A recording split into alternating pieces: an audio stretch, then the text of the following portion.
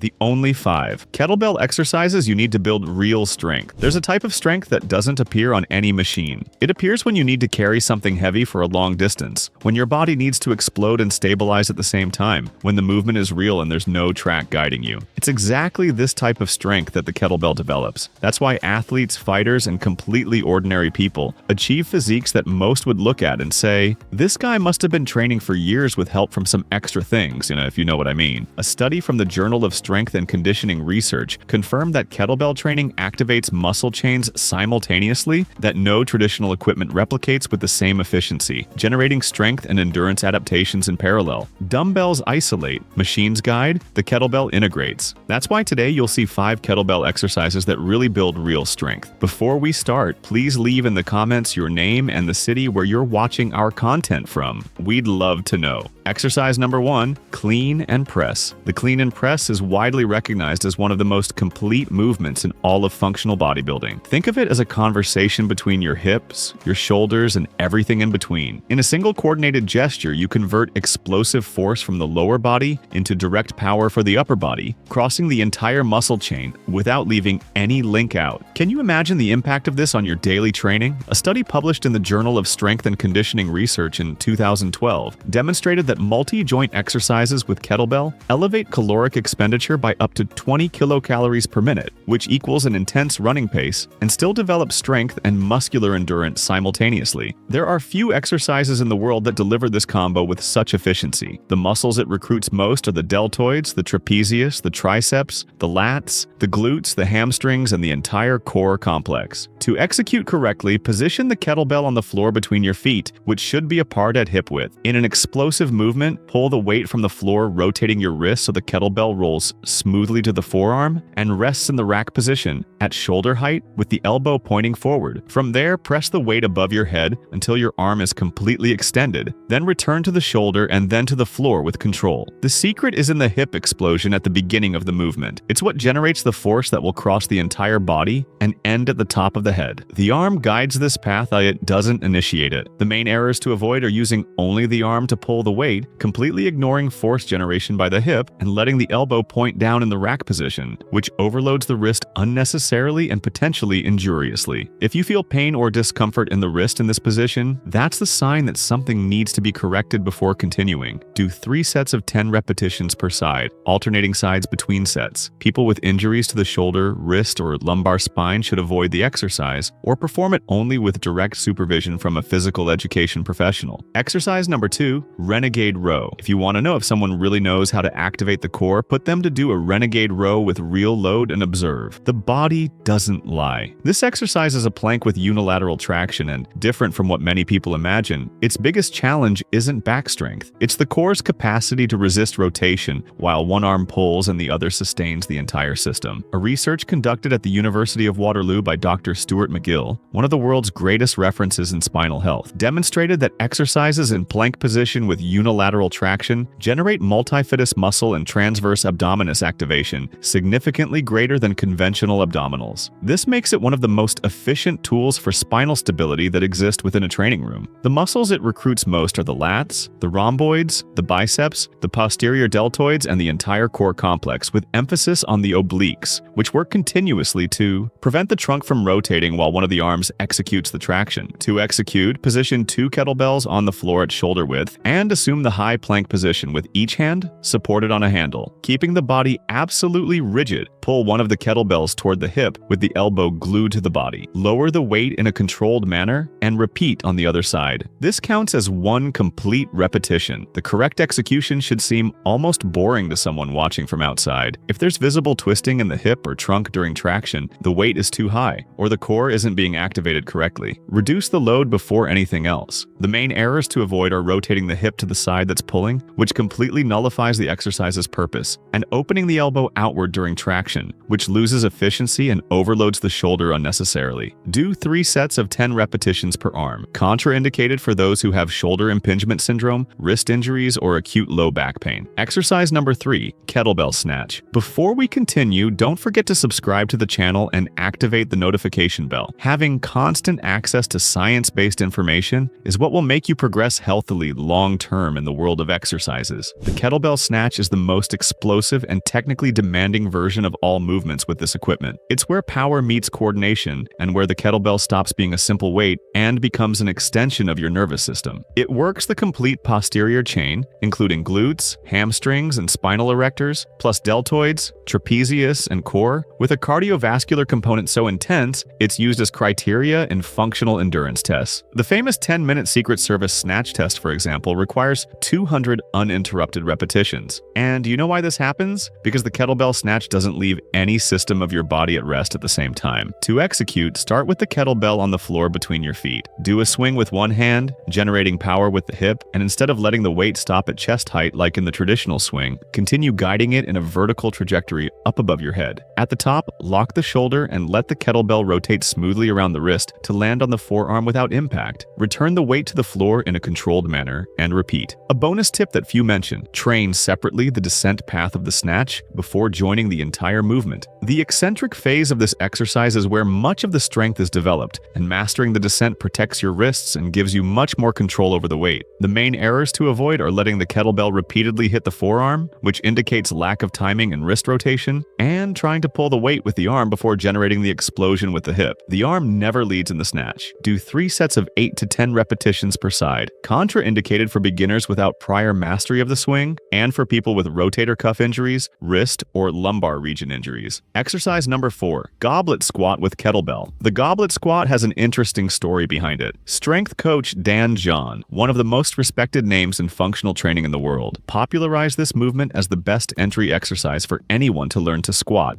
deeply and technically correctly, and the data supports his intuition. A study published in the Journal of Human Kinetics in 2018 demonstrated that the goblet squat activates the glutes and adductors superiorly to the back squat in beginners, precisely because the weight positioned in front of the body forces a more vertical trunk posture. This verticality is exactly what's missing in most people who come to training with a history of knee pain or difficulty squatting with depth. The muscles it recruits most are the quadriceps, the glutes, the adductors, the hamstrings, and the core. It's a closed kinetic chain exercise that teaches the nervous system to coordinate all these groups in an integrated way, and this has value both for those who are starting and for those who have been training for years and want to refine squat technique. To execute, hold the kettlebell with both hands by the sides of the handle, with the ball facing down, close to the chest. With feet slightly wider apart than hip width and toe tips slightly open, squat deeply keeping the trunk erect, knees aligned with feet and heels firm on the ground. At the lowest point, the elbows should pass inside the knees, pushing them lightly outward. Rise in a controlled manner, contracting the glutes at the top. The main errors to avoid are letting the knees collapse inward, which indicates weakness of the adductors and glutes, and overloads the knee joint, and lifting the heels off the ground, which indicates ankle mobility limitation. If the heels rise, place a small elevation under them while working mobility in parallel. Do 3 sets of 12 to 15 repetitions. Contraindicated for those who have advanced chondromalacia patellae, recent knee prosthesis, or acute knee pain without prior medical evaluation. Exercise number 5, farmer's walk. The farmer's walk is probably the most underestimated exercise on this entire list, and maybe in all of functional bodybuilding. There's nothing visually impressive about walking carrying weight, but what happens internally while you do this is remarkable. It works simultaneously grip strength, the forearms, the trapezius, the deltoids, the anti-rotational core, the glutes, and the ankle and foot stabilizers. In other words, everything that keeps your body erect and moving under real load. Regular practitioners report noticeable improvements not only in grip strength, which tends to be a limiter in several other exercises, but also in general posture and in the capacity to sustain effort during daily activities. To execute, hold one kettlebell in each hand with arms extended beside the body, spine in neutral position, and shoulders locked down and back, avoiding them rising toward the ears. Walk in a straight line with firm and controlled steps, keeping your gaze forward and core active at all times. Cover 20 to 40 meters per set, or walk for 30 to 45 continuous seconds. The natural progression of this exercise is to gradually increase weight over weeks, until being capable of carrying something close to your own body weight divided between both hands. This reference is used by functional strength coaches around the world as a sustaining strength marker. The main errors to avoid are letting the trunk lean to one side during the walk, which indicates the weight is above current capacity, or the core isn't being recruited, and shrugging the shoulders as fatigue increases, which overloads the cervical region. If you notice the shoulders shoulders start to rise before the planned set time ends, it's a sign that the weight needs to be adjusted down. Do 3 to 4 sets. Contraindicated for people with active disc herniation, uncontrolled hypertension, or wrist and elbow injuries without medical clearance. These 5 exercises are already sufficient to completely transform the quality of your training and build strength that goes far beyond what any machine can offer. But if you want to go even deeper into this kettlebell universe, we have 2 bonus exercises that complete this system perfectly. Bonus exercise number 1, kettlebell deadlift. If the clean and press is the maximum expression of integrated strength with the kettlebell deadlift is the root of everything. It's the foundation of any serious functional training program, and mastering this movement pattern is a prerequisite for the swing, for the snatch, and practically for any other exercise on this list that involves hip explosion. There's no shortcut here. You learn to bend the hip with control and postural integrity, or you'll compensate in all other movements without even realizing it. The primary muscles are the glutes, the hamstrings, the spinal erectors, and the trapezius, with significant participation from the core and forearms. It's a complete posterior chain exercise that, when executed with correct technique, functions both as a strength builder and as a lumbar spine protector, which is especially relevant for those who spend hours sitting throughout the day and arrive at training with deactivated lumbar musculature. To execute, position the kettlebell on the floor between your feet, which should be at hip width. Push the hips back, not down, keeping the spine neutral and chest open, and grip the handle with both hands. Before initiating traction, squeeze the floor with your feet as if you wanted to separate them without moving them. This detail activates the glutes automatically before any effort. Then push the floor away, lift the weight keeping it close to the body, and lock the glutes at the top with intentionality. Descend in a controlled manner. A bonus tip that few coaches teach in the first stages. Before pulling the weight, breathe deeply. Contract the core as if you were going to receive a punch to the abdomen, and only then initiate the elevation. This maneuver, called bracing, increases intra-abdominal pressure and protects the spine significantly during the entire movement. The main errors to avoid are rounding the lumbar when pulling the weight, which puts the spine in real risk position, and bending the knees excessively, transforming the lift into a squat. The main movement is hip extension, not knee extension. Do 3 sets of 10 to 12 repetitions. Contraindicated for people with acute lumbar disc herniation, sciatic pain, and inflammatory phase or history of severe spine injury without physical therapist clearance. Bonus exercise number 2, kettlebell figure 8. The kettlebell figure 8 is the type of exercise that people look at in the gym and think, that looks like play, and then they try to do it and realize it's not quite like that. It combines coordination, hip mobility, agility, and grip strength in a single continuous movement, being one of the most complete tools to develop what we call proprioception. That is, your body's capacity to perceive itself in space while performing a complex task under dynamic load. It's not by chance that fighting athletes and contact sports frequently include this movement in their conditioning protocols. The most recruited muscles are the lats, the biceps, the forearms, the oblique core, the adductors, and the hip stabilizers. With each transfer of the kettlebell from one hand to the other, the hip rotates slightly, creating a dynamic and continuous demand on all the stabilizing musculature of the pelvis. In 30 seconds of well-executed figure 8, you can feel a core activation that no conventional abdominal could replicate with the same degree of functionality. To execute, position your feet a little wider apart than hip width, with slight knee flexion and trunk inclined forward, like in the initial position of a partial squat. Pass the kettlebell between your legs with one hand, transfer to the other behind the opposite leg, and repeat the movement in the contrary direction, forming a continuous 8. The movement should be fluid and chained, with the weight always close to the body and the hip, accompanying each passage actively, not passively. Do 3 sets of 20 to 30 continuous seconds, or 10 complete 8s per set. The main errors to avoid are staying too erect during the movement, which forces the weight to move away from the body and overloads the lumbar unnecessarily, and making the hand change abruptly without controlling the weight swing between passages. For being a low load and high coordination component exercise, contraindications are few,